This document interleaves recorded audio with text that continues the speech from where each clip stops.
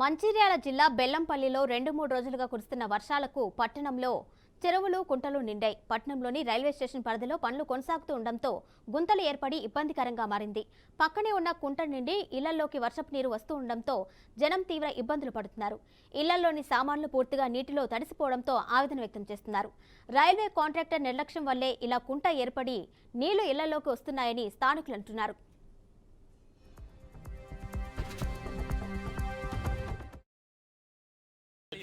మోరి కడతారు, లైన్ ఎత్తారట, మోరి కడతారు.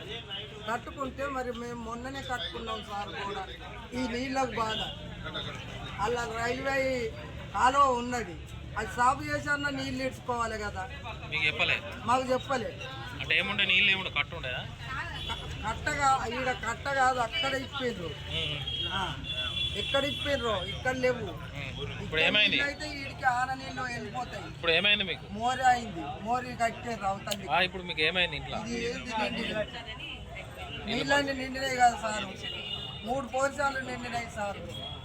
నేను పిల్లలు పట్టుకొని ఎటు పోవాలి? ఆనకాలం దినం, ఆనలు కొట్ట ఎక్కడికి పోతా?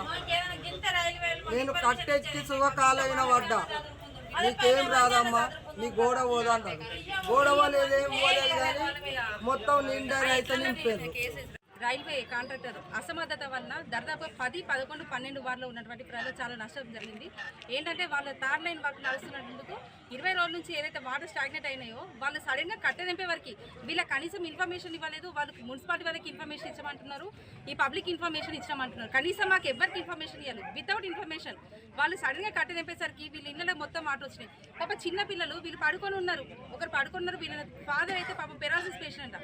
వాళ్ళు పడుకొని ఉన్నప్పుడు సడన్గా వాటర్ వస్తే వాళ్ళ ప్రాణాలకు ఏమన్నా అయితే ఎవరండి దీనికి సమానం? ఎవరు చెప్తారు? పూర్తి బాధ్యత, నేను చెప్తున్నా ఖచ్చితంగా పూర్తి బాధ్యత రైల్వే కాంట్రాక్టర్ది. మేము ఖచ్చితంగా ఎమ్మెల్యే గారితో, గౌరవ ఎమ్మెల్యే గారితో మాట్లాడి